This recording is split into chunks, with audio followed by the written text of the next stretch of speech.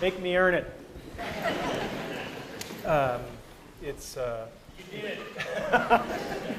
wonderful to be here. What Indira didn't tell you is that this lecture series used to be called The Last Lecture. If you had one last lecture to give before you died, what would it be? And I thought, damn, I finally nailed the venue, and they renamed it. So, in case there's anybody who wandered in and doesn't know the backstory, my dad always taught me when there's an elephant in the room, introduce them. If you look at my CAT scans, there are approximately 10 tumors in my liver, and the doctors told me 3 to 6 months of good health left. That was a month ago, so you can do the math. I have some of the best doctors in the world. So that is what it is. We can't change it, and we just have to decide how we're going to respond to that. We cannot change the cards we are dealt, just how we play the hand. If I don't seem as depressed or morose as I should be, sorry to disappoint you. And I assure you, I am not in denial. It's not like I'm not aware of what's going on. My family, my 3 kids, my wife, we just decamped. We bought a lovely house in Chesapeake, Virginia, near Norfolk, and we're doing that because that's a better place for the family to be down the road. And the other thing is I am in phenomenally good health right now. I mean, it's the greatest thing of cognitive dissonance you will ever see is the fact that I am in really good shape. In fact, I'm in better shape than most of you.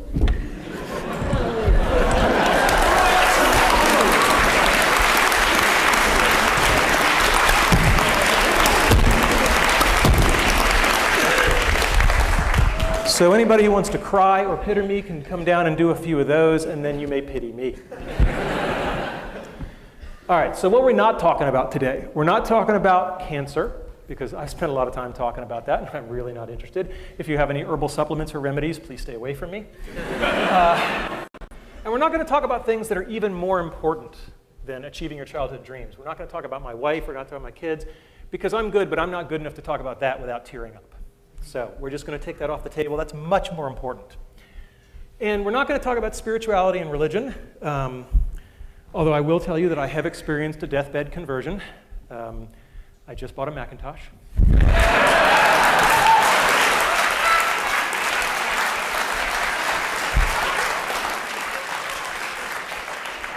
Now, I knew I'd get 9% of the audience with that, but...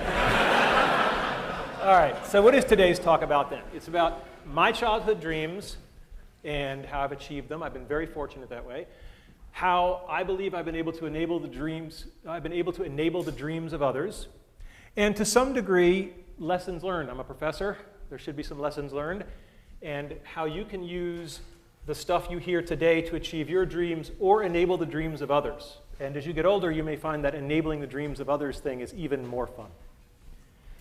So what were my childhood dreams? Well, I had a really good childhood. I mean, no kidding around. I was going back through the family archives, and what was really amazing was I couldn't find any pictures of me as a kid where I wasn't smiling, right? And that was just a very gratifying thing. There was our dog, right? Aw, thank you. And there I actually have a picture of me dreaming. Right? And I did a lot of that, There's a lot of wake-ups, it was an easy time to dream. I was born in 1960, right? When you're 8 or 9 years old and you look at the TV set and men are landing on the moon, anything is possible. And that's something we should not lose sight of, is that the inspiration and the permission to dream is huge. So what were my childhood dreams? You may not agree with this list, but I was there. Being in zero gravity, playing in the National Football League, authoring an article in the World Book Encyclopedia. I guess you can tell the nerds early. Being Captain Kirk. Anybody here have that childhood dream? Not at CMU, no. I wanted to become one of the guys who won the big stuffed animals in the amusement park, and I wanted to be an Imagineer with Disney, right? These are not sorted in any particular order, although I think they do get harder, except for maybe the first one. Okay, so being in zero gravity. Now, it's important to have specific dreams. I did not dream of being an astronaut, because when I was a little kid, I wore glasses, and they told me, oh, astronauts can't have glasses. And I was like, I didn't really want the whole astronaut gig. I just wanted the floating. So, and as a child, prototype 0.0. But that didn't work so well.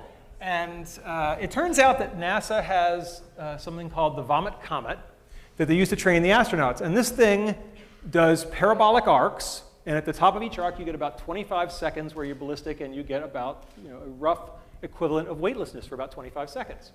And there is a program where college students can submit proposals, and if they win the competition, they get to fly. And I thought that was really cool, and we had a team, and we put a team together, and they won, and they got to fly. And I was all excited because I was going to go with them. And then I hit the first brick wall, because they made it very clear that under no circumstances were faculty members allowed to fly with the teams. I know, I was heartbroken, right. I was like, but I worked so hard. And so I read the literature very carefully, and it turns out that NASA, it's part of their outreach and publicity program. And it turns out that these students were allowed to bring a local media journalist from their hometown.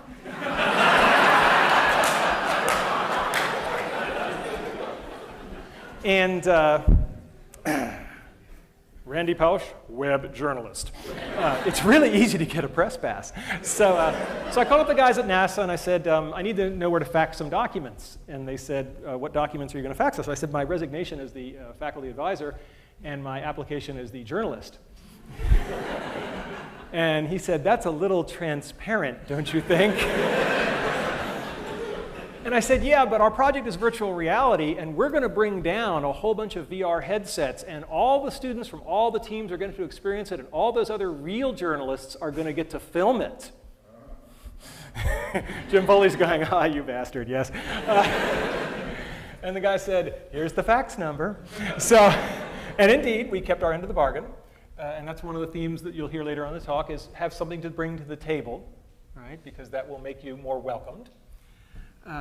And if you're curious about what zero gravity looks like, hopefully the sound will be working here. It's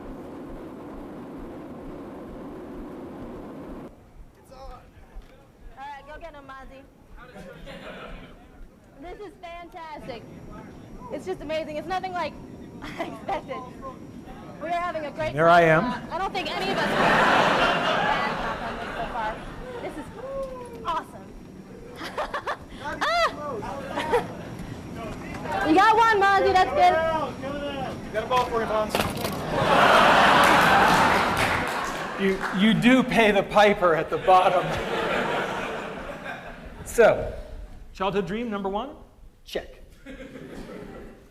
All right, let's talk about football. My dream was to play in the National Football League. And most of you don't know that I actually no. No, I did not make it to the National Football League. But I probably got more from that dream and not accomplishing it than I got from any of the ones that I did accomplish. I had a coach. I signed up when I was 9 years old. I was the smallest kid in the league by far. And I had a coach, Jim Graham, who was 6'4". He had played linebacker at Penn State. He was just this hulk of a guy, and he was old school. Okay, I mean really old school. Like he thought the forward pass was a trick play. And he showed up for practice the first day, and this big hulking guy. We were all scared to death of him, and he hadn't brought any footballs. How are we going to have practice without any footballs? And one of the other kids said, excuse me, coach, but there's no football. And Coach Graham said, right, how many men are on a football field at a time? Somebody said 11 on a team, 22. And Coach Graham said, all right, and how many people are touching the football at any given time? Well, one of them. And he said, right, so we're going to work on what those other 21 guys are doing. And that's a really good story because it's all about fundamentals. Fundamentals, fundamentals, fundamentals. You've got to get the fundamentals down because otherwise the fancy stuff isn't going to work. And the other Jim Graham story I have is there was one practice where he just rode me, all practice. Just, you're doing this wrong, go back and do it again, you owe me, you're doing push-ups after practice. And when it was all over, one of the other assistant coaches came over and said, yeah, Coach Graham rode you pretty hard, didn't he? I said, yeah. He said, that's a good thing.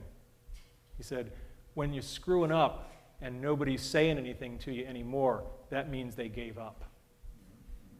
And that's a lesson that stuck with me my whole life, is that when you see yourself doing something badly and nobody's bothering to tell you anymore, that's a very bad place to be. Your critics are your ones telling you they still love you and care. After Coach Graham, I had another coach, Coach Setliff, and he taught me a lot about the power of enthusiasm. He did this one thing where only for one play at a time, he would put people in at like the most horrifically wrong position for them. Like all the short guys would become receivers, right? It was just laughable. But we only went in for one play, right? And boy, the other team just never knew what hit them. Because when you're only doing it for one play and you're just not where you're supposed to be, and freedom's just another word for nothing left to lose, boy, are you going to clean somebody's clock for that one play.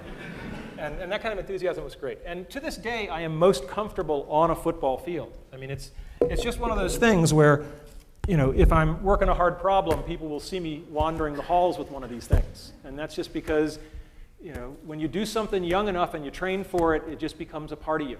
And I'm very glad that football was a part of my life. And if I didn't get the dream of playing in the NFL, that's okay. I probably got stuff more valuable. Because looking at what's going on in the NFL, I'm not sure those guys are doing so great right now.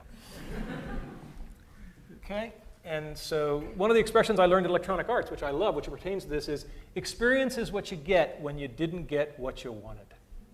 And I think that's absolutely lovely. And the other thing about football is we send our kids out to play football or soccer or swimming or whatever it is. And it's the first example of what I'm going to call a head fake or indirect learning. We actually don't want our kids to learn football. I mean, yeah, it's really nice that I have a wonderful three-point stance and that I know how to do a chop block and all this kind of stuff. But we send our kids out to learn much more important things: teamwork, sportsmanship, perseverance, et cetera, et cetera. And these kinds of head fake learnings are absolutely important. And you should keep your eye out for them because they're everywhere.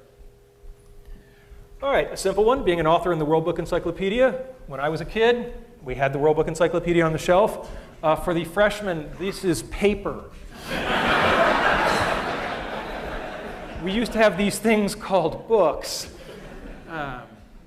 And after I had become somewhat of an authority on virtual reality, but not like a really important one, so I was at the level of people the World Book would badger, they called me up and I wrote an article, and this is Caitlin Kelleher.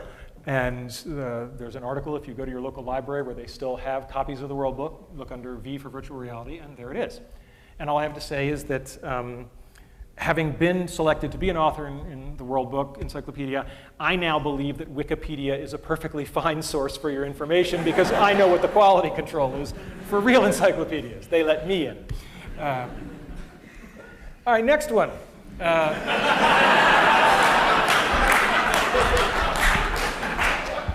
At a certain point, you just realize there's some things you're not going to do, so maybe you just want to stand close to the people. And I mean, my God, what a role model for young people. I mean, just this is everything you want to be. And what I learned that carried me forward in leadership later is that, you know, he wasn't the smartest guy on the ship. I mean, Spock was pretty smart, and McCoy was the doctor, and Scotty was the engineer, and you sort of go, and what skill set did he have to get on this damn thing and run it? And, you know, clearly there's this skill set called leadership. And, you know, whether or not you like the series, there's no doubt that there was a lot to be learned about how to lead people by watching this guy in action. So, and he just had the coolest damn toys, right? I mean, my God, he, you know, I just thought it was fascinating as a kid that he had this thing and he could, you know, talk to the ship with it. Right? You know, I just thought that was just spectacular. And of course, now I own one and it's smaller. So that's kind of cool. So I got to achieve this dream.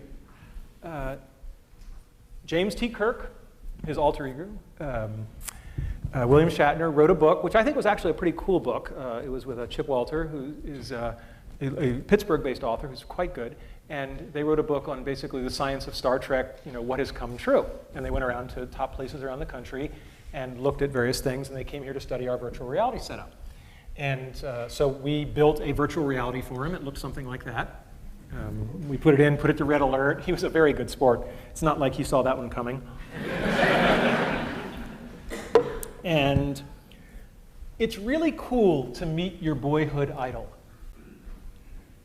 But it's even cooler when he comes to you to see what cool stuff you're doing in your lab.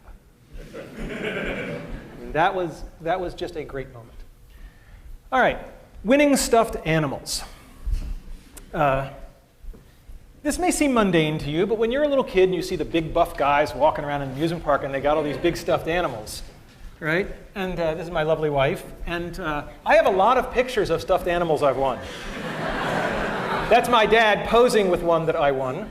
I've won a lot of these animals. There's my dad. He did win that one, to his credit.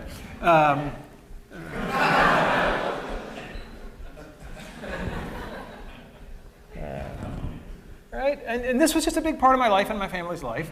But you know, I can hear the cynics. You know, in this age of digitally manipulated things, maybe those bears really aren't in the picture with me, or maybe I paid somebody $5 to take a picture in the theme park next to the bear. And I said, how in this age of cynicism can I convince people? And I said, I know, I can show them the bears. Bring them out.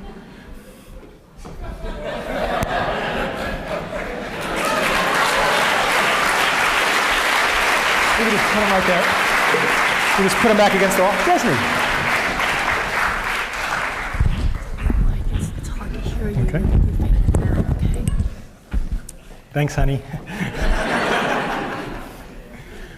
So here's some bears. We didn't have quite enough room in the moving truck down to Chesapeake, and you know, anybody who'd like a little piece of me at the end of this, feel free to come up. First come, first serve. All right, my next one, being an Imagineer.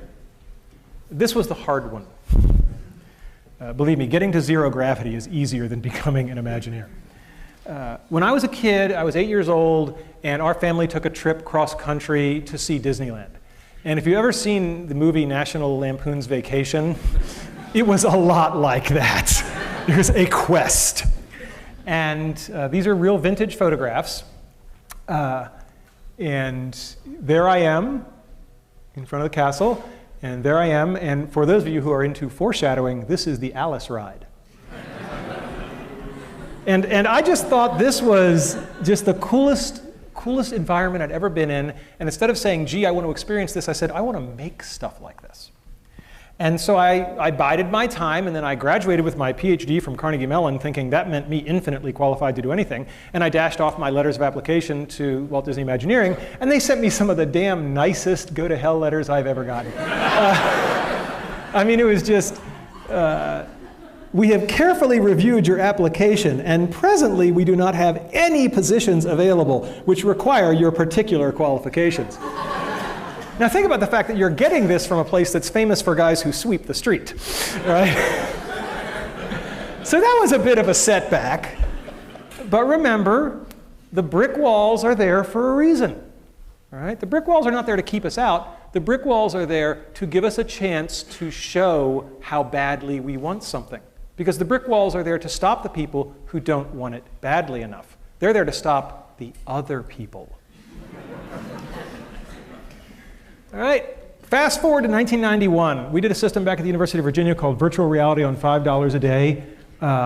Just one of those unbelievable, spectacular things. I was so scared back in those days as a junior academic. Jim Foley's here, and I just love to tell this story. He knew my undergraduate advisor, Andy Van Dam, and I'm at my first conference, and I'm just scared to death. And this icon in the user interface community walks up to me and just out of nowhere just gives me this huge bear hug, and he says, that was from Andy. And that was when I thought, okay, maybe I can make it, all right? You know, maybe I do belong. And a similar story is that this was just this unbelievable hit because at the time everybody needed $500,000 to do virtual reality, and everybody felt frustrated. And we literally hacked together a system for about $5,000 in parts and made a working VR system. And people were just like, oh my God, this, like, you know, the Hewlett-Packard Garage thing, this is so awesome. And so I'm giving this talk, and the room has just gone wild. And during the Q&A, a guy named Tom Furness, who was one of the big names in virtual reality at the time, he goes up to the microphone and he introduces himself. And I didn't know what he looked like, but I sure as hell knew the name. And he asked a question. And I was like, I'm sorry, did you say you're Tom Furness? And he said, yes. I said, then I would love to answer your question, but first, will you have lunch with me tomorrow? And there's a lot in that little moment, right? There's a lot of humility, but also asking a person where he can't possibly say no.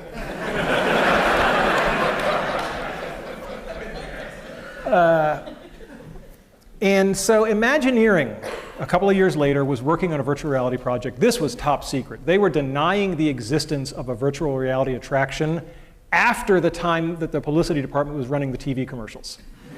Okay, so Imagineering really had nailed this one tight. And it was the Aladdin attraction where you would fly a magic carpet. And the head-mounted display, sometimes known as Gator Vision.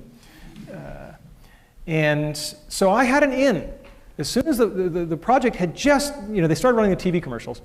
And I had been asked to brief the Secretary of Defense on the state of virtual reality. Okay, Fred Brooks and I had been asked to brief the Secretary of Defense. And that gave me an excuse. So I called them up, I called Imagineering, and I said, look, I'm briefing the Secretary of Defense. I'd like some materials on what you have, because it's one of the best VR systems in the world.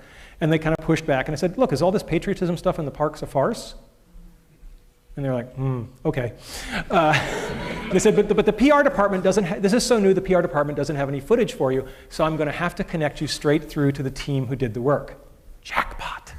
Right? So I find myself on the phone with a guy named Jon Snoddy, who is one of the most impressive guys I have ever met. And he was the guy running this team, and it's not surprising they had done impressive things. And so he sent me some stuff. We talked briefly. He sent me some stuff, and I said, hey, I'm going to be out in the area for a conference shortly. Would you like to get together and have lunch? Translation, I'm going to lie to you and say that I have an excuse to be in the area so I don't look too anxious. But I would go to Neptune to have lunch with you. And so John said, sure. And I spent something like 80 hours talking with all the VR experts in the world, saying, if you had access to this one unbelievable project, what would you ask? And then I compiled all of that, and I had to memorize it, which anybody who knows me knows that I have no memory at all, because I couldn't go in looking like a dweeb with, hi, question 72, right? So I went in, and this was like a 2-hour lunch, and John must have thought he was talking to, some phenomenal person, because all I was doing was channeling Fred Brooks and Ivan Sutherland and Andy Van Damme and people like that, and Henry Fuchs. So it's pretty easy to be smart when you're parroting smart people. And at the end of the lunch with John, I sort of, as we say in the business, made the ask. And I said, I have a sabbatical coming up. And he said, what's that? The beginnings of the culture clash. And so I talked to him about the possibility of coming there and working with him. And he said, well, that's really good, except, you're in the business of telling people stuff, and we're in the business of keeping secrets. Right? And then what made Jon Snoddy was he said, but we'll work it out. Right? Which I really loved. The other thing that I learned from Jon Snoddy, I could do easily an hour-long talk just on what have I learned from Jon Snoddy. One of the things he told me was that wait long enough and people will surprise and impress you. He said, when you're pissed off at somebody and you're angry at them, you just haven't given them enough time. Just give them a little more time, and they'll almost always impress you. And that really stuck with me. I think he's absolutely right on that one. To make a long story short, we negotiated a legal contract. It was going to be the first, some people referred to it as the first and last paper ever published by Imagineering. But the deal was I go, I provide my own funding, I go for 6 months, I work with a project, we publish a paper. And then we meet our villain. I can't be all sweetness and light because I have no credibility. Somebody's head's going to go on a stick. Turns out that the person who gets his head on the stick is a dean back at the University of Virginia. His name is not important. Let's call him Dean Wormer.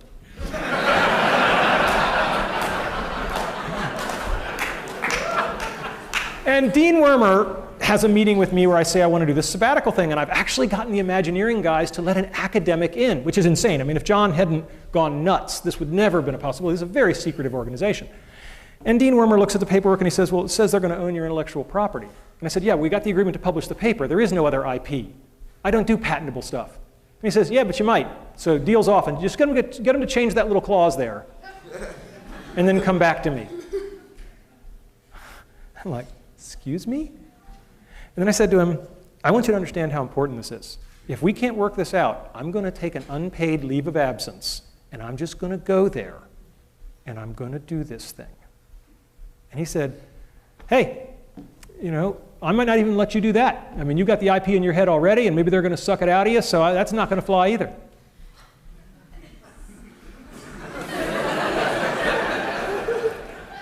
It's very important to know when you're in a pissing match. and it's very important to get out of it as quickly as possible. So I said to him, well, let's back off on this. Do we think this is a good idea at all? He said, I have no idea if this is a good idea, And I was like, okay, well, we've got common ground there. Then I said, well, is this really your call? Isn't this the call of the Dean of Sponsored Research, if it's an IP issue? And he said, yeah, that's true. I said, so if he's happy, you're happy? Yeah, then I'd be fine. Like Wile E. Coyote, a little. And I find myself in Gene Block's office, who's the most fantastic man in the world. And I start talking to Gene Block, and I say, let's start at the high level, since I don't want to have to back out again. So let's start at the high level. Do you think this is a good idea? He said, well, if you're asking me if it's a good idea, I don't have very much information. All I know is that one of my star faculty members is in my office, and he's really excited, so tell me more. Here's a lesson for everybody in administration. They both said the same thing. But think about how they said it, right? I don't know. Well, I don't have much information, but one of my star faculty members is here, and he's all excited, so I want to learn more. They're both ways of saying I don't know, but boy, there's a good way and a bad way. So anyway, we got it all worked out. I went to Imagineering, sweetness and light, and all's well that ends well. Some brick walls are made of flesh. So I worked on the Aladdin project. It was absolutely spectacular. I mean, just unbelievable. Here's my nephew Christopher. This was the apparatus. You would sit on this sort of motorcycle type thing, and you would steer your magic carpet, and you would put on the head-mounted display. The head-mounted display was very interesting. It had two parts, and it was a very, very clever design. To get throughput through, the only part that touched the guest's head was this little cap, and everything else clicked onto it, all the expensive hardware. So you could replicate the caps, because they were basically free to manufacture. And this is what I really did, as I was a cap cleaner during this event. I loved Imagineering. It was just a spectacular place, just spectacular. Everything that I had dreamed. I love the model shop. People crawling around on things the size of this room that are just big physical models. It was just an incredible place to walk around and be inspired. I'm always reminded of when I went there and people said, do you think the expectations are too high? And I said, you ever see the movie Charlie and the Chocolate Factory, Willy Wonka and the Chocolate Factory, where Gene Wilder says to the little boy Charlie, he's about to give him the chocolate factory, he says, well, Charlie, did anybody ever tell you the story of the little boy who suddenly got everything he ever wanted? Charlie's eyes get like saucers, and he says, no, what happened to him? Gene Wilder says, he lived happily ever after. Okay, so working on the Aladdin VR, I described it as a once in every 5 years opportunity, and I stand by that assessment. It forever changed me. It wasn't just that it was good work and I got to be a part of it, but it got me into the place of working with real people and real HCI, user interface issues. Most HCI people live in this fantasy world of white-collar laborers with PhDs and master's degrees, and until you got ice cream spilled on you, you're not doing field work, right? And more than anything else, from Jon Snoddy, I learned how to put artists and engineers together, and that's been the real legacy. We published a paper, just a nice academic cultural scandal. When we wrote the paper, the guys at Imagineering said, well, let's do a nice big picture, like you would in a magazine. And the SIGGRAPH committee, which accepted the paper, it was like this big scandal. Are they allowed to do that? There was no rule. So we published the paper, and amazingly, since then, there's a tradition of SIGGRAPH papers having color figures on the first page. So I've changed the world in a small way. And then at the end of my 6 months, they came to me and they said, you want to do it for real? You can stay.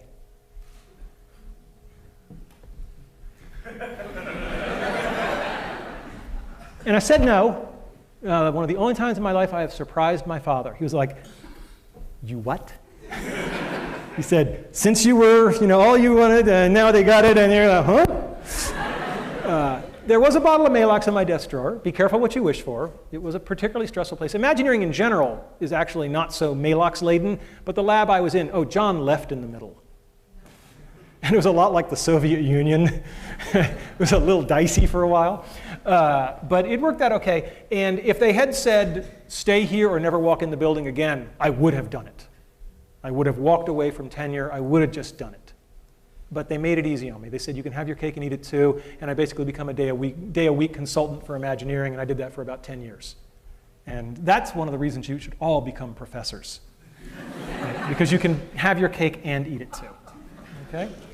I went on and consulted on things like Disney Quest, so there was the Virtual Jungle Cruise, and the best interactive experience, I think, ever done, and Jesse Schell gets the credit for this, Pirates of the Caribbean. Wonderful at Disney Quest. And so those are my childhood dreams. And that's pretty good. I felt good about that. So then the question becomes, how can I enable the childhood dreams of others? And again, boy, am I glad I became a professor. What better place to enable childhood dreams? Maybe working at EA, I don't know. That'd probably be a good close second. But, and this started in a very concrete realization that I could do this. Because a young man named Tommy Burnett, when I was at the University of Virginia, came to me, was interested in joining my research group. And we talked about it. And he said, oh, and I have a childhood dream. Well, it gets pretty easy to recognize them when they tell you. And I said, yes, Tommy, what is your childhood dream? He said, I want to work on the next Star Wars film. Now, you got to remember the timing on this. Where is Tommy? Tommy is here today. What year would this have been, your sophomore year? Oh. It was around 1993. Are you breaking anything back there, young man? Okay, all right. So in 1993, and I said to Tommy, they're probably not going to make those next movies.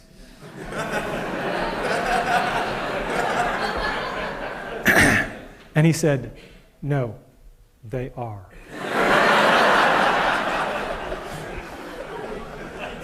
And Tommy worked with me for a number of years as an undergraduate and then as a staff member. And then when I moved to Carnegie Mellon, every single member of my team came from Virginia to Carnegie Mellon, except for Tommy, because he got a better offer. And he did indeed work on all 3 of those films. And then I said, well, that's nice, but one at a time is kind of inefficient. And people who know me know that I'm an efficiency freak. So I said, can I do this in mass? Can I get people turned in such a way that they can be turned on to their childhood dreams? And I created a course. I came to Carnegie Mellon, and I created a course called Building Virtual Worlds. It's a very simple course. How many people here have ever been to any of the shows? Okay, so some of you have an idea. For those of you who don't, the course is very simple. There are 50 students drawn from all the different departments of the university. There are randomly chosen teams, 4 people per team, and they change every project. A project only lasts 2 weeks, so you do something, you make something, you show something, then I shuffle the teams, you get 3 new playmates, and you do it again. And it's every 2 weeks, and so you do 5 projects during the semester. The first year we taught this course, it is impossible to describe how much of a tiger by the tail we had.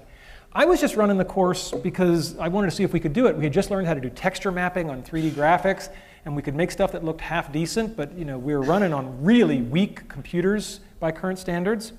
But I said, I'll give it a try. And at my new university, I made a couple of phone calls, and I said, I want to cross-list this course to get all these other people. And within 24 hours, it was cross-listed in 5 departments. I love this university. I mean, it's just, it's the most amazing place. And I said, and the kids said, well, what content do we make? I said, hell, I don't know. You make whatever you want. 2 rules, no shooting violence and no pornography. Not because I'm opposed to those in particular, but that's been done with VR, right? And you'd be amazed how many 19-year-old boys are completely out of ideas when you take those off the table.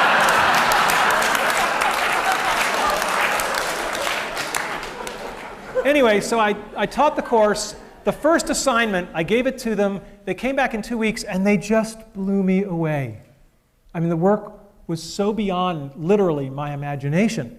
Because I'd copied the process from Imagineering's VR lab, but I had no idea what they could or couldn't do with it as undergraduates and how, because their tools were weaker.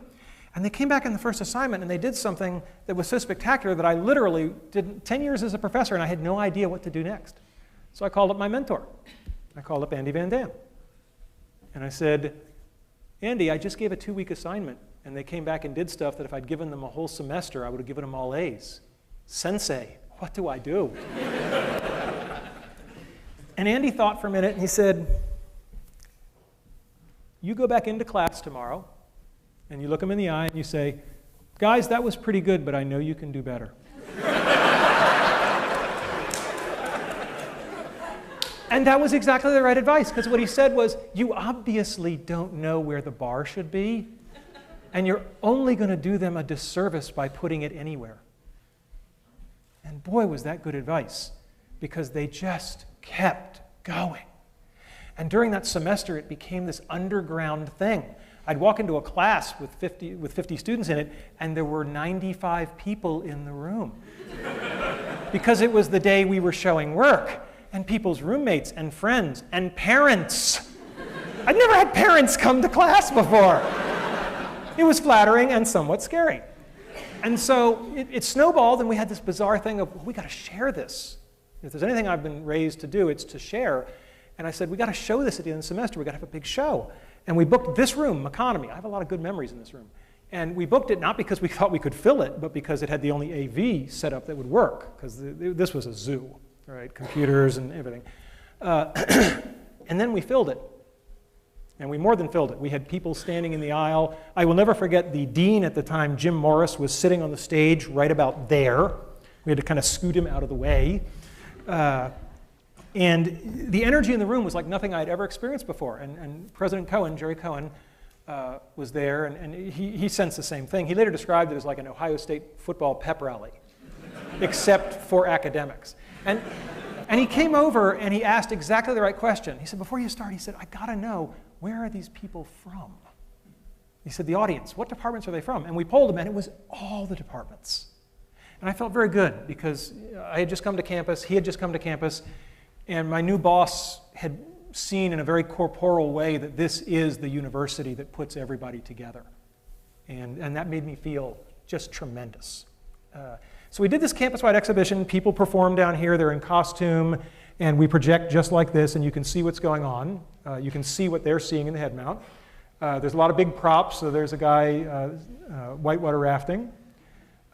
This is Ben and E.T. And yes, I did tell them if they didn't do the shot of the kids biking across the moon, I would fail him. That is a true story. And I thought I'd show you just... So I thought I'd show you just one world. And if we can get the lights down, if that's at all possible. No, okay, that means no. All right. All right, we'll just do our best then. Oh, hello there. I'm lonely. Make me a world.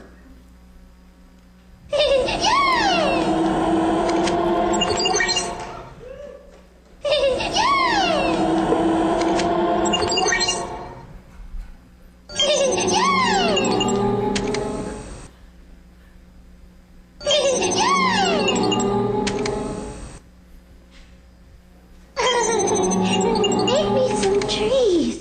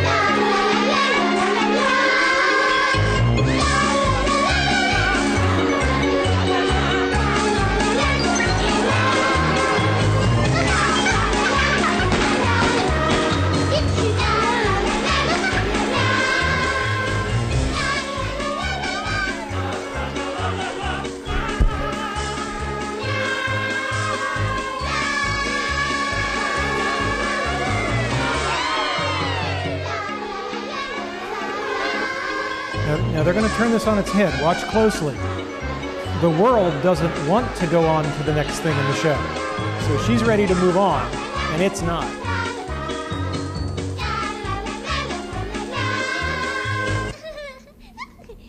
What are you doing? Can't end this now.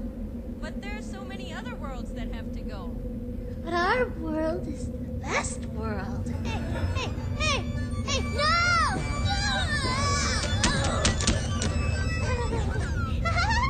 Here I am. We're gonna shut you down. Control Alt Delete. Not Control Alt Delete.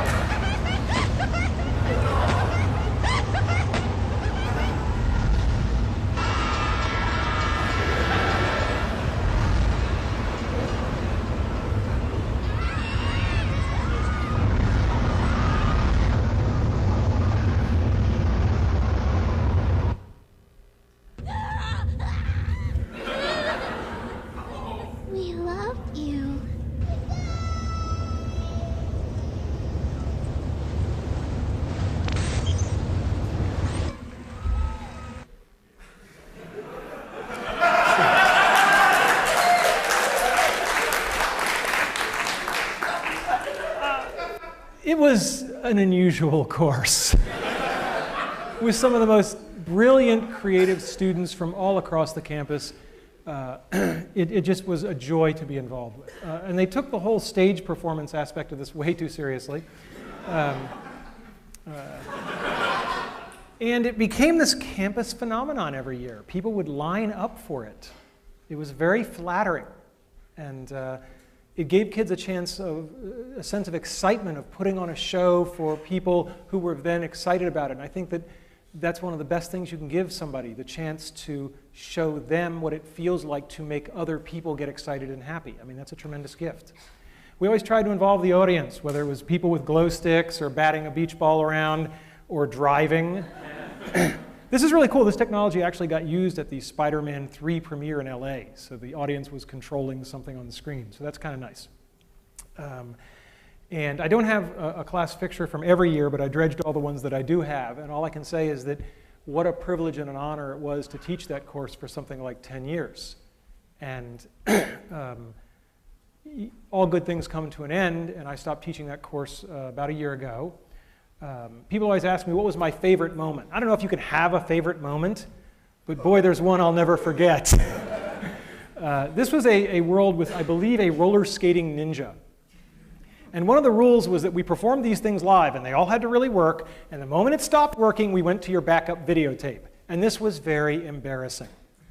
So we have this ninja on stage, and he's doing this roller skating thing, and the world, it did not crash gently. And I come out, and I believe it was Steve Audio, wasn't it? Was it? Where is he? Okay, where's Steve?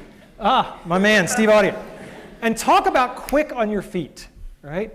I say, Steve, I'm sorry, but your world has crashed, and we're going to go to videotape. And he pulls out his ninja sword and says, I am dishonored, Wah! And just drops.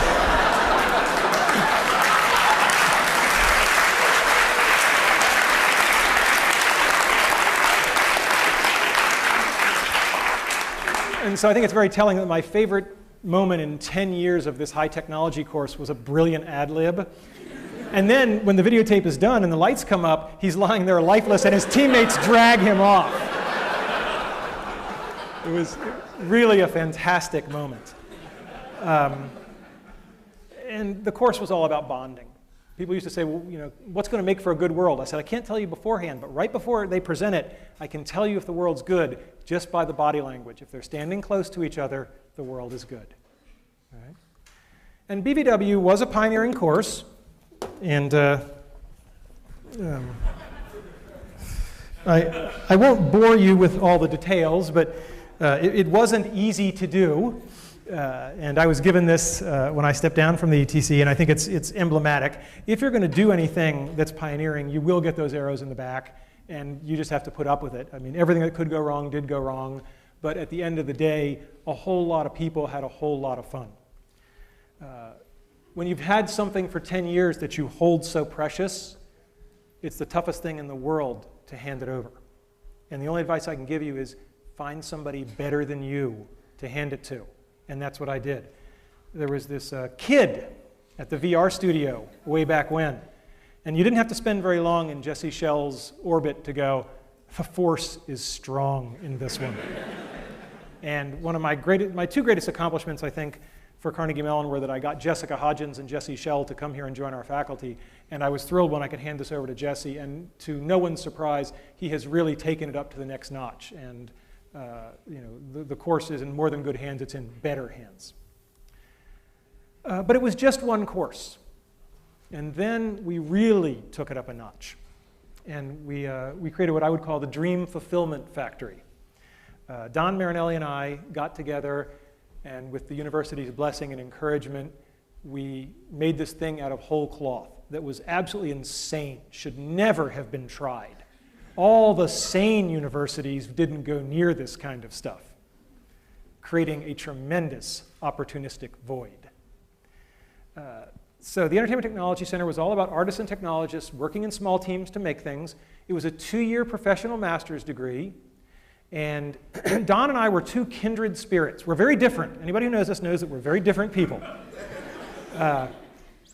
And we like to do things in a new way. And the truth of the matter is that we're both a little uncomfortable in academia. I used to say that I'm uncomfortable as an academic because I come from a long line of people who actually worked for a living. So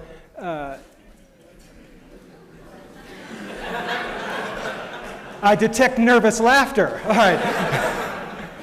And I want to stress, Carnegie Mellon is the only place in the world that the ETC could have happened. By far, the only place. Okay, this picture was Don's idea, okay? And we like to refer to this picture as Don Marinelli on guitar and Randy Pausch on keyboards. But we really did play up the left brain, right brain, and it worked out really well that way.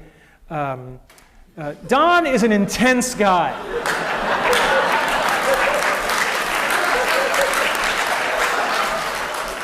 And Don and I shared an office. And at first it was a small office. We shared an office for 6 years. Right? Now, those of you who know Don know he's an intense guy. Right? And given my current condition, somebody was asking me, this is a terrible joke, but I'm going to use it anyway. Because I know Don will forgive me. Somebody said, given your current condition, have you thought about whether you're going to go to heaven or hell? And I said, I don't know, but if I'm going to hell, I'm due 6 years for time served. But I kid. Sharing an office with Don was really like sharing an office with a tornado, right? There was just so much energy, and you never knew which trailer was next, right? But you knew something exciting was going to happen. And there was so much energy. And I do believe in giving credit where credit is due. So in my typically visual way, right? If Don and I were to split the success for the ETC, he clearly gets the lion's share of it. He did the lion's share of the work. Okay? He had the lion's share of the ideas. It was a great teamwork. I think it was a great yin and a yang, but it was more like yin and yang. Right? And he deserves that credit, and I give it to him because the ETC is a wonderful place. And he's now running it, and he's taking it global. We'll talk about that in a second. Describing the ETC is really hard, and I finally found a metaphor. Telling people about the ETC is like describing Cirque du Soleil if they'd never seen it. Sooner or later, you're going to make the mistake. You're going to say, well, it's like a circus. And then you're dragged into this conversation about, oh, how many tigers, how many lions, right? How many trapeze acts? And that misses the whole point. So when we say we're a master's degree, we're really not like any master's degree you've ever seen. Here's the curriculum.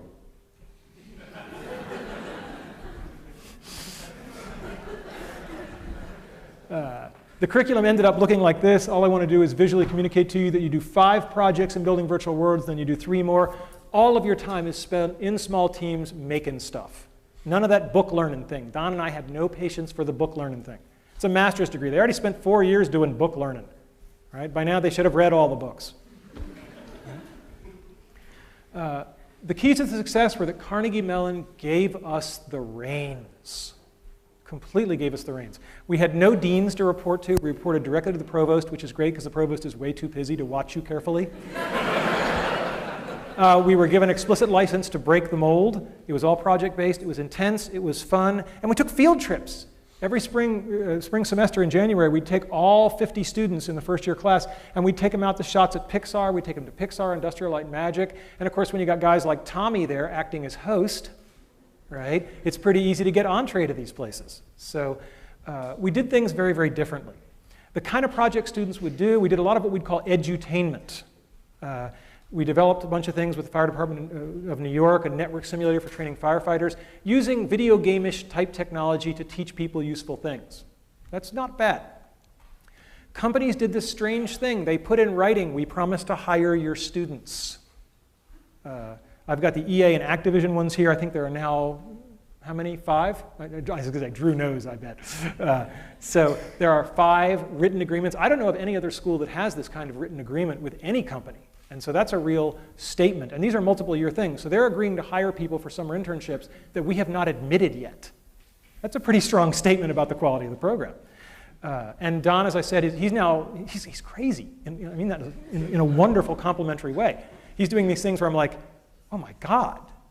He's not here tonight because he's in Singapore, because there's going to be an ETC campus in Singapore. There's already one in Australia, and there's going to be one in Korea. So this is becoming a global phenomenon. So I think this really speaks volumes about all the other universities. It's really true that Carnegie Mellon is the only university who can do this. We just have to do it all over the world now. Right?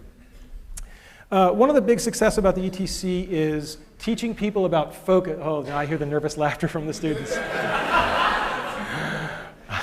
I had forgotten the delayed shock therapy effect of these bar charts. When you're taking Building Virtual Worlds, every 2 weeks we get peer feedback. We put that all into a big spreadsheet, and at the end of the semester, you've had 3 teammates per project, 5 projects, that's 15 data points, that's statistically valid. And you get a bar chart telling you on a ranking of how easy you are to work with where you stack up against your peers. Boy, that's hard feedback to ignore. Some still managed, but but for the most part, people looked at that and went, wow, I gotta pick it up a notch. I better start thinking about what I'm saying to people in these meetings. And that is the best gift an educator can give, is to get somebody to become self-reflective. So the ETC was wonderful, but even the ETC, and even as Don scales it around the globe, it's still very labor intensive. You know, it's not Tommy 1 at a time, it's not a research group 10 at a time, it's 50 or 100 at a time per campus times 4 campuses. But I wanted something infinitely scalable, right? Scalable to the point where millions or tens of millions of people could chase their dreams with something. And, you know, I guess that kind of a goal really does make me the Mad Hatter.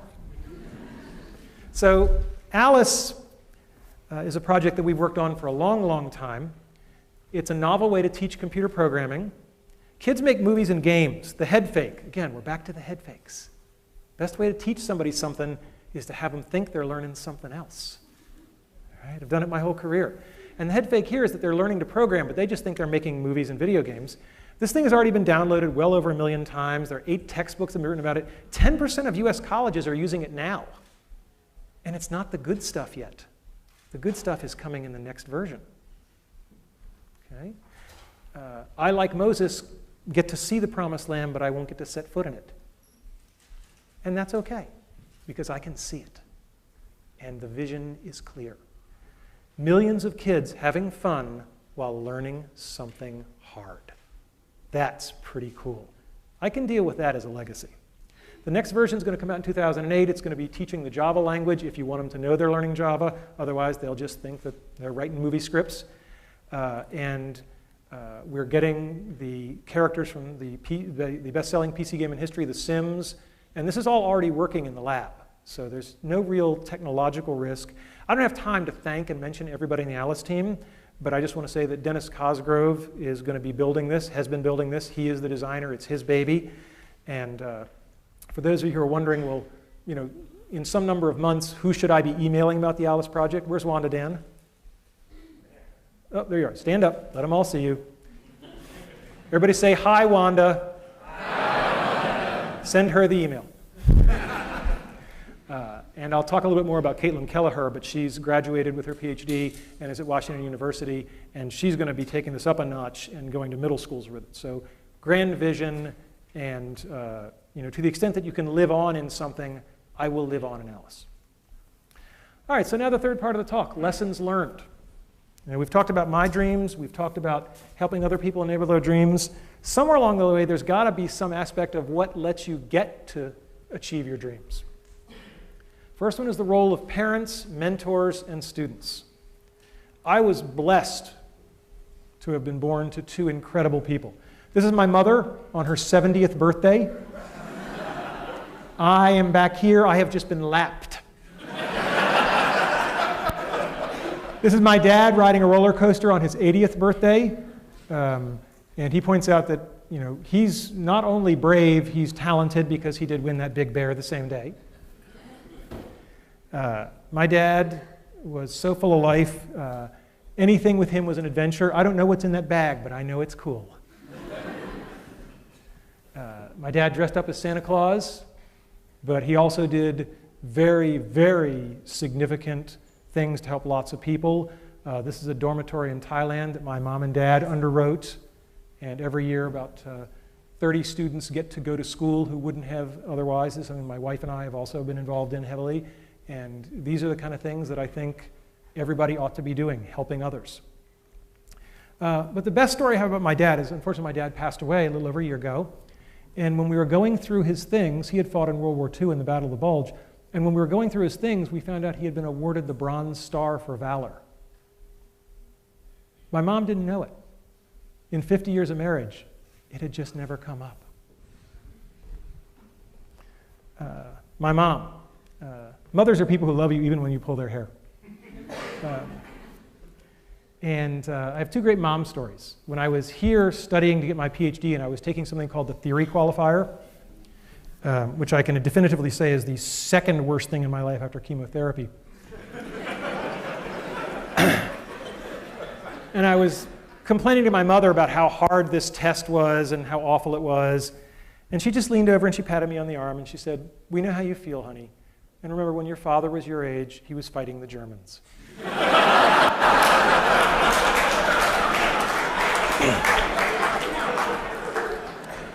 After I got my PhD, my mother took great relish in introducing me as, "This is my son. He's a doctor, but not the kind who helps people."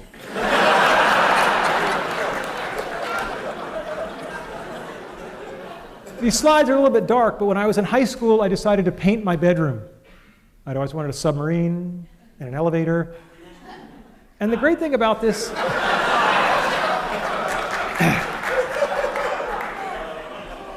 What can I say? And the great thing about this is they let me do it. And they didn't get upset about it, and it's still there. If you go to my parents' house, it's still there. And anybody who is out there who is a parent, if your kids want to paint their bedroom, as a favor to me, let them do it. Okay, it'll be okay. Don't worry about resale value on the house. Other people who help us besides our parents, our teachers, our mentors, our friends, our colleagues. God, what is there to say about Andy Van Dam? When I was a freshman at Brown, he was on leave. And all I heard about was this Andy Van Dam. He was like a mythical creature, like a centaur, but like a really pissed off centaur. And everybody was like really sad that he was gone, but kind of more relaxed. And I found out why, because I started working for Andy. I was a teaching assistant for him as a sophomore, and I was quite an arrogant young man. And I came into some office hours, and of course it was 9 o'clock at night, and Andy was there at office hours, which is your first clue as to what kind of professor he was. And I come bounding in, and you know, I'm going to save the world. There are all these kids waiting for help. Da-da-da-da-da-da. And afterwards, Andy literally Dutch uncle. He is Dutch, right? He Dutch uncled me, and he put his arm around my shoulders. And we went for a little walk, and he said, "Randy, it's such a shame that people perceive you as so arrogant, because it's going to limit what you're going to be able to accomplish in life." What a hell of a good way to word "you're being a jerk." Right? He doesn't say you're a jerk. He says people are perceiving you this way, and he says the downside is it's going to limit what you're going to be able to accomplish. When I got to know Andy better, the beatings became more direct. But I could tell you Andy stories for a month, but the one I will tell you is that when it came time to start thinking about what to do after graduating from Brown, it had never occurred to me in a million years to go to graduate school, just out of my imagination. It wasn't the kind of thing people from my family did. We got, say, what do you call them, jobs. So, and Andy said, "No, don't go do that. Go get a PhD, become a professor." And I said, "Why?" And he said, "Because you're such a good salesman that any company who gets you is going to use you as a salesman, and you might as well be selling something worthwhile, like education."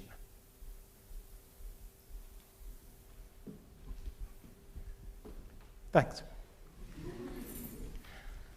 Andy was my first boss, so to speak. I was lucky enough to have a lot of bosses. That red circle was way off. Al's over here.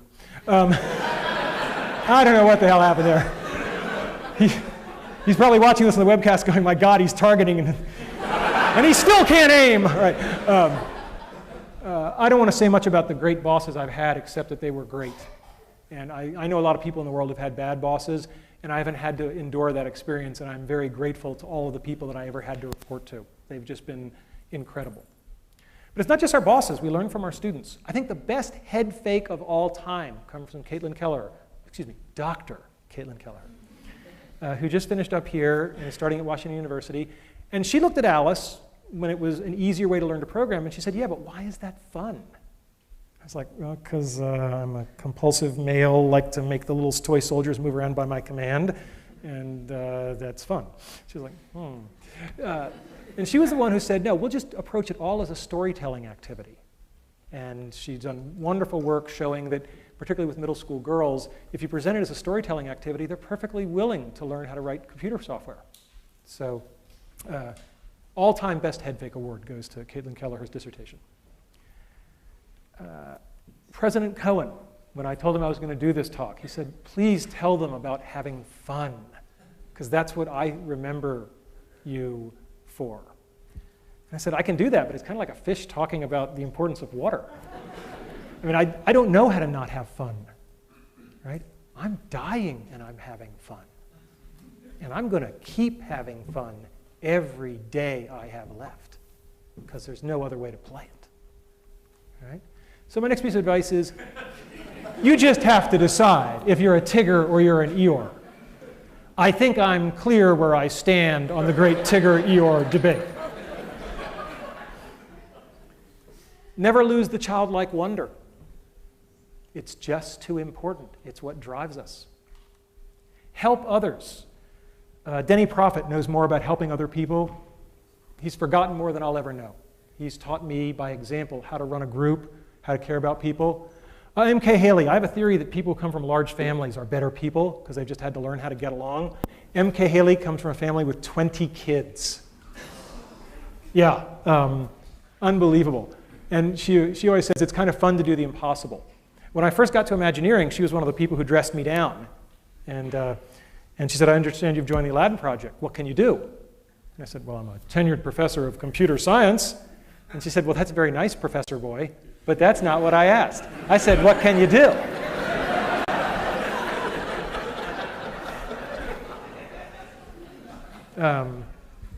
And, you know, I mentioned sort of my working class roots. We keep what is valuable to us, what we cherish, and I've kept my Letterman's jacket all these years. I used to like wearing it in grad school, and one of my friends, Jessica Hodgins, would say, why do you wear this Letterman's jacket? And I looked around at all the non-athletic guys around me who were much smarter than me, and I said, because I can. And so she thought that was a real hoot, so one year she made for me this little Raggedy Randy doll. And, he's got a little Letterman's jacket, too. That's my all-time favorite. It's the perfect gift for the egomaniac in your life. So I've met so many wonderful people along the way. Loyalty is a two-way street. There was a young man named Dennis Cosgrove at the University of Virginia. And when he was a young man, let's just say things happened. And I found myself talking to a dean. And the dean, no, not that dean. And anyway, this dean really had it in for Dennis, and I could never figure out why, because Dennis was a fine fellow. But for some reason, this dean really had it in for him. And I ended up basically saying, no, I vouch for Dennis. And the guy says, you're not even tenured yet. And you're telling me you're going to vouch for this sophomore or junior or whatever? I think it was a junior at the time. I said, yeah, I'm going to vouch for him because I believe in him. And the dean said, and I'm going to remember this when your tenure case comes up. And I said, deal. I went back to talk to Dennis, and I said, I would really appreciate you. That would be good. But loyalty is a two-way street. I mean, that was God knows how many years ago, but that's the same Dennis Cosgrove who's carrying Alice forward. He's been with me all these years, right? And, you know, if we only had one person to send in a space probe to meet an alien species, I'm picking Dennis. Okay? You can't give a talk at Carnegie Mellon without acknowledging one very special person, and that would be Sharon Burks. I mean, I joked with her, I said, well, look, if you're retiring, it's just not worth living anymore. Sharon is so wonderful, it's beyond description. And for all of us who've been helped by her, it's just indescribable.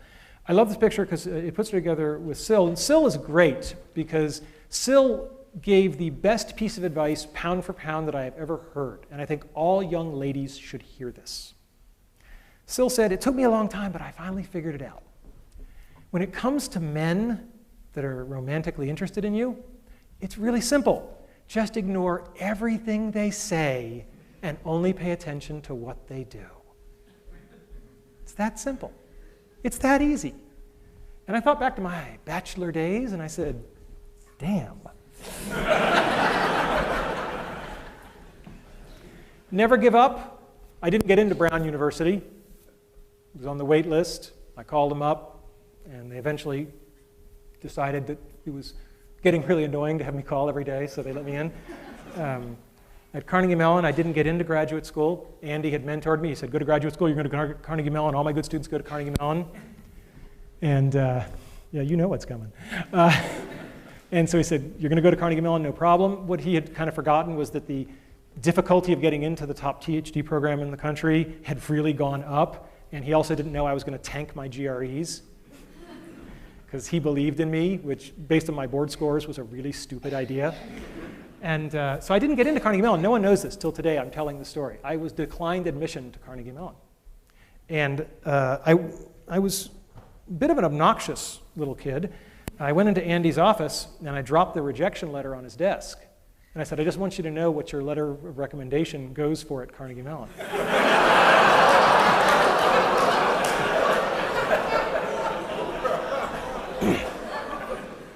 And before the letter had hit his desk, his hand was on the phone, and he said, I will fix this.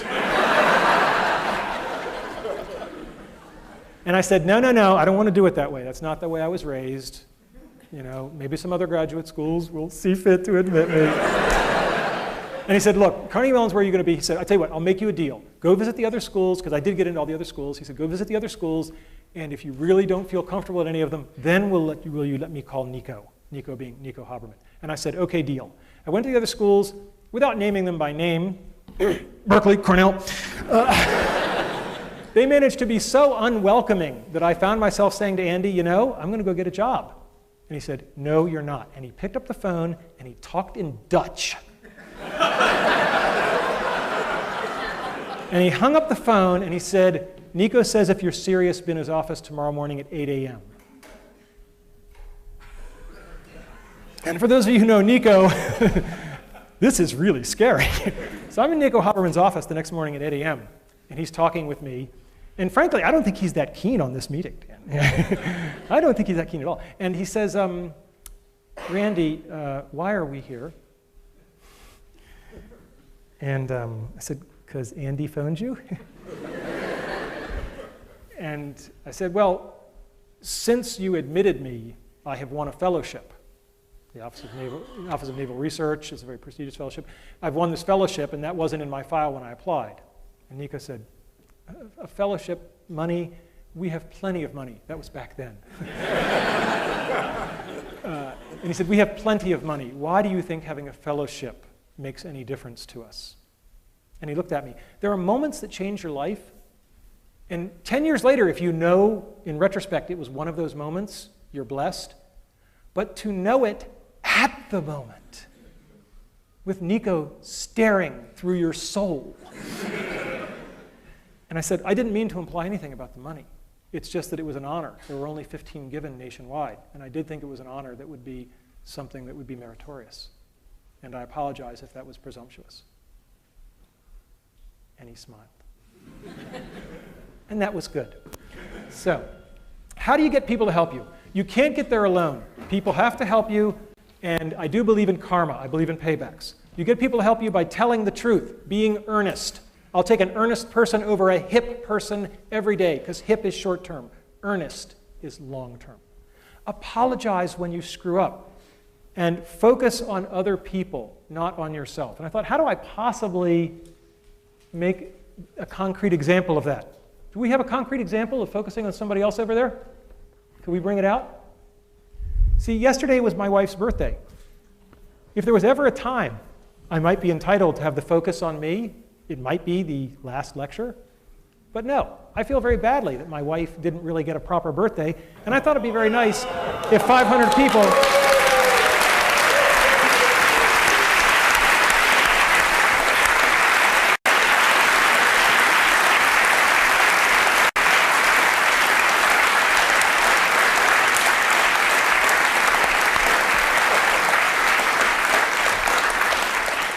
Happy birthday to you. Her name is Jay. Happy birthday to you. Happy birthday, dear Jay. Happy birthday to you.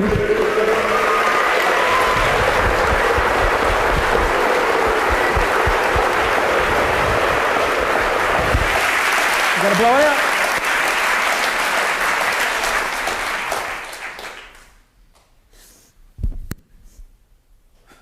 All right.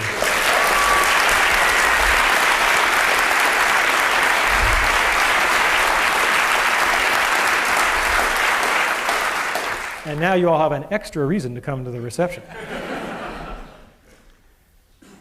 Remember, brick walls let us show our dedication. They are there to separate us from the people who don't really want to achieve their childhood dreams. Don't bail. The best of the gold is at the bottom of barrels of crap.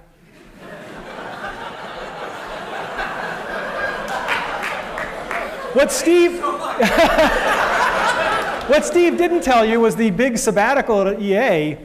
I'd been there for 48 hours, and they loved the ETC. We were the best. We were the favorites. And then somebody else pulled me aside and said, oh, by the way, we're about to give $8 million to USC to build a program just like yours. We're hoping you can help them get it off the ground.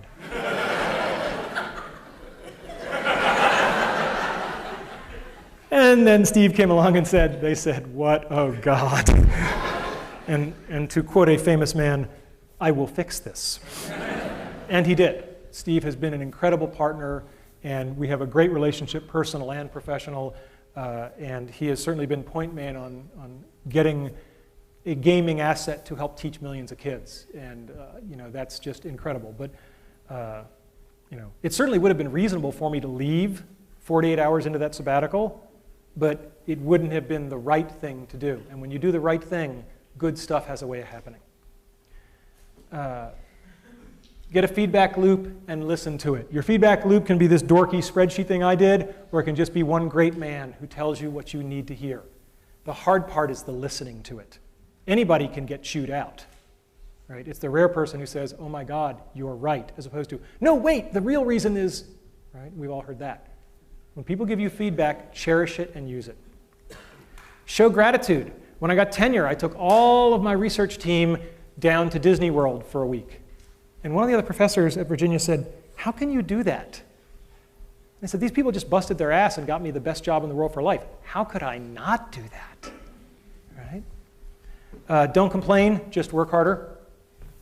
Right? It's a picture of Jackie Robinson. It was in his contract not to complain, even when the fans spit on him. Right? Be good at something. It makes you valuable. Work hard. People, I got tenure a year early, as Steve mentioned. Junior faculty members used to say to me, wow, you got tenure early. What's your secret? I said, it's pretty simple. Call me any Friday night in my office at 10 o'clock and I'll tell you.